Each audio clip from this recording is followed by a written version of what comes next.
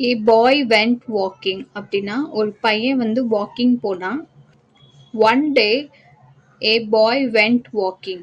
ஒரு நாள் ஒரு பையன் வந்து வாக்கிங் போனான். And walked into a store. ஒரு கடைக்குள்ள நடந்து போனான். He bought a pack of pencils. அவன் வந்து போய் ஒரு பென்சிலோட பேக் வாங்கினான். And laid them on the floor. அது எல்லாத்தையும் லைக் ஃப்ளோரில் வந்து இப்படி இந்த மாதிரி நிறைய அடுக்கி வச்சுட்டான். The boy began to whistle. அதுக்கப்புறம் அந்த பையன் விசில் அடிக்க ஆரம்பிச்சான். He whistled up a tune. Whistle வந்து ஒரு பாட்டு படிக்கிற மாதிரி அந்த மாதிரி மியூசிக் பண்ண ஆரம்பிச்சான்.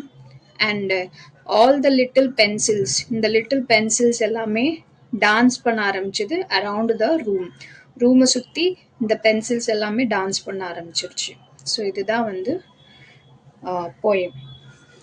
வாக்டுனா நடக்கிறது, ஸ்டோர்னா கடை, பாட்னா வாங்குறது, பேக்னா ஒரு பென்சில் ஃபுல் பாக்ஸ் வந்து பேக்குன்னு சொல்கிறது, ஃப்ளோர்னா நம்ம வீட்டில் இருக்கோம்ல கீழே ஃப்ளோர் அது தர, லைட் எல்லாத்தையும் லைக் படுக்க வைக்கிற மாதிரி வைக்கிறது, இந்த மாதிரி வைக்கிறது. பிகேன்னா தொடங்குறது, ஸ்டார்ட் பண்ணிட்டான். விசில்னா சவுண்ட் விடுவோம்ல வாயால், அது. டியூன்னா ஏதாவது music type.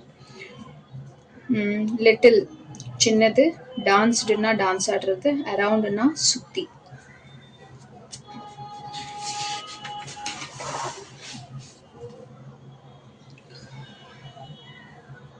Who went walking one day?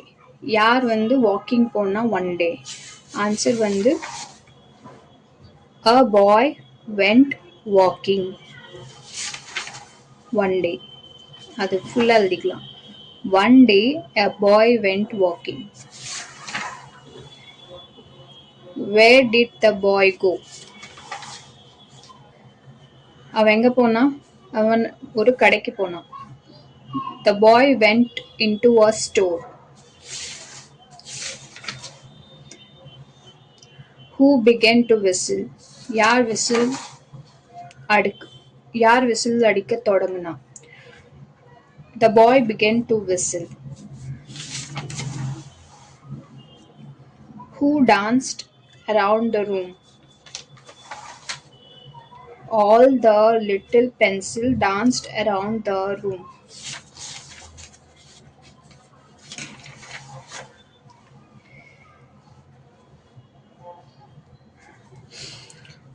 A colorful object filled with air.